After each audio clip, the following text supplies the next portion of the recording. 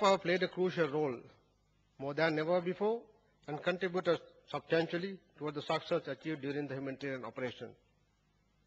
The range and the lethality of present-day artillery, combined with efficient surveillance and precision target action capabilities, enable application of overwhelming combat power readily and rapidly at critical junctures and at crucial times. Since most of the operations conducted had to be unconventional to meet the enemy's unorthodoxy, use of artillery too had to be innovative and flexible to cater to the dynamic firepower needs of the field commanders.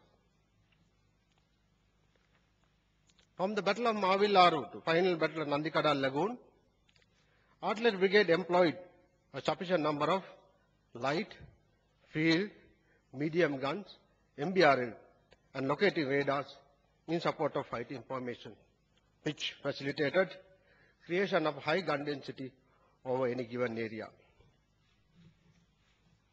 Ladies and gentlemen, by the time LTT crossed the Mavilaru sluice gates, the fragile ceasefire agreement had already reached a point of no return. At this time, only a limited number of fire sets were available to support operation in the Eastern Theatre. The Artillery Brigade had to build up its artillery firepower as LTT pre-planned activities spread across the entire Eastern Theatre within a short time span. Careful management of available guns with timely forecasting of fire support requirement allowed artillery firepower to support combat operations. Dense vegetation, multi-direction access, LTT's widespread human intelligence and surveillance system made artillery the only weapon that could be made effective owing to its range and the variety of ammunition.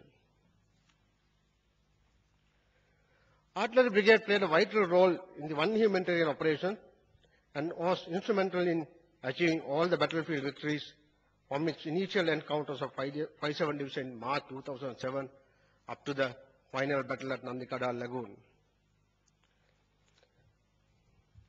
Artillery was able to destroy, neutralize, and suppress multifaceted deployment, employment of the LTT, thereby creating favorable ground conditions for the infantry to operate with freedom of movement.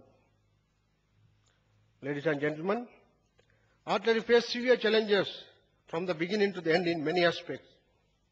Gunners took these challenges positively, learned lessons, adapted innovative methods, and provided accurate and timely firepower as and when required. Thick jungles, built-up areas, and marshy land restricted the movements of guns, ammunition, and deployment itself to a greater degree. In addition, bad weather conditions for months caused constant changes, rendering planning with associated technical issues specific to employment of artillery to cater to every situation. Remedial measures that were adopted to overcome the situation, specially made gun platforms arranged by hastily clearing jungles just to facilitate the employment. Unconventional and unorthodox patterns of layouts were adopted. Guns were deployed having more than one center of fire at times to meet the firepower demands. Centralized recovery teams were organized and centrally located to mitigate problems. Armored vehicles, tractors were utilized instead of GTVs to tow the guns. 120mm mortar were extensively used in jungles to overcome the terrain resistance and the crest clearance problems. Due to rapid expansion of the army formations and procurement of new artillery during the campaign, Artillery Brigade had to meet the manning requirement with available resources and limited number of recruits. To overcome this problem, troops are motivated, ensured a high standard of discipline, developed junior leadership skills, frequent visit by field commanders at all levels, mainly the timely dissemination of information on the successes gained by the fighting formations. On many occasions, assistance was obtained from the troops of infantry formations and local protection troops. Recently retired experienced assistant instructors gunnery and technical assistant was recalled for the service. Continuous training programs were carried out especially for technical staffs.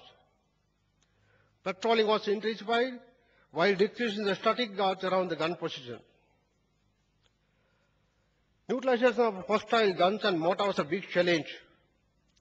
Due to well-constructed gun pits, scattered unconventional deployment, single gun or a tube deployment in an area 2 to 3 kilometers at time, detection of over 50 tubes being observed. Deployment of LTT artillery and mortar in villages, towns, where there was a large civil population also observed. Vehicle mortars too extensively used to engage on defenses, rendering counter bombardment directed at identified targets ineffective. These problems overcome by continuous engagement of the hostile location with a single gun as a remedial action in view of limited available fire units, concentration of effective hostile gun and fire on hostile gun and mortar location, use of UAVs, Beechcraft and long-range patrols to detect hostile gun positions and bring down a heavy volume of effective fire on enemy's gun position with air interdictions. Despite of the risk being subjected to enemy hostile attacks, radars were deployed in forward open areas to detect low trajectory weapons, including enemy mortars. Artillery gun positions were attacked by the LTT continuously, which was a clear indication of the effectiveness of their own firepower against them. Most of the time, gun positions were subjected to suicide ground attacks, CB, and air attack. To overcome this problem, fire units were divided into smaller segments, ensuring the protection of each gun and crew. Alternative positions were used and very frequent redeployment are done.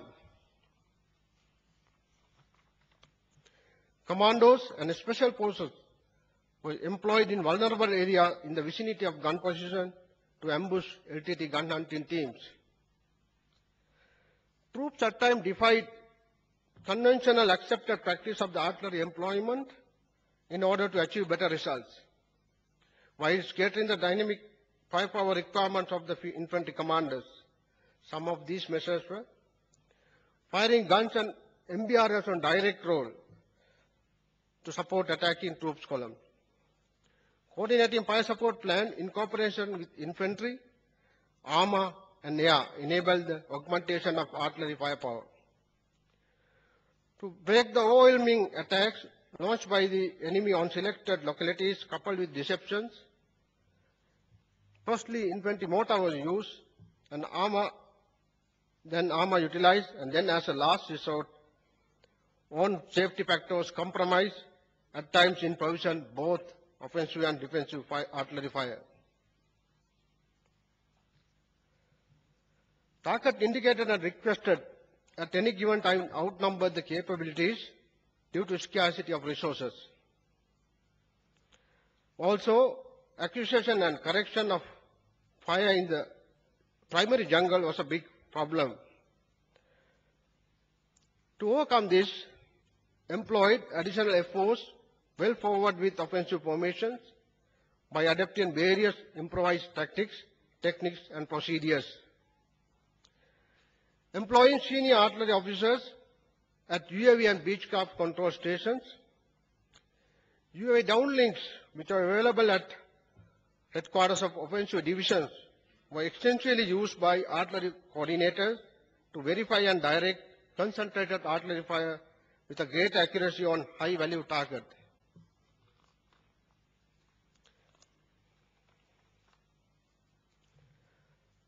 Ladies and gentlemen, collateral damage during the humanitarian operation was minimal in comparison with any battle conducted anywhere in the world.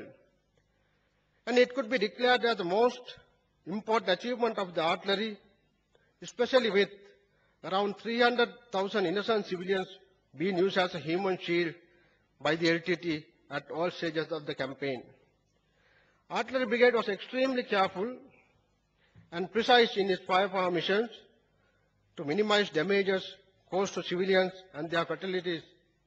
Measures taken were No fire zones were introduced with respect to civilian occupied areas. Guns were continuously inspected for accuracy by experts. Beechcraft and UAV recognition was conducted almost around the clock to verify targets before being engaged and to assure the clearance to safety of civilians. Radars on friendly mode were used to direct on-artillery fire, which enabled to effectively neutralize targets and minimize collateral damages.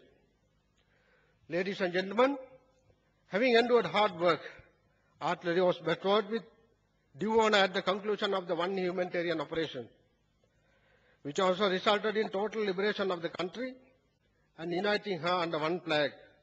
Today, Sri Lanka artillery is well equipped with valuable experience which can be shared with other armies.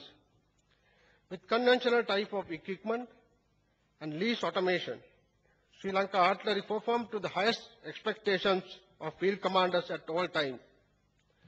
Careful management of resources, dedication, and continuous anticipation of the situations were the key factors in the success achieved. Thank you.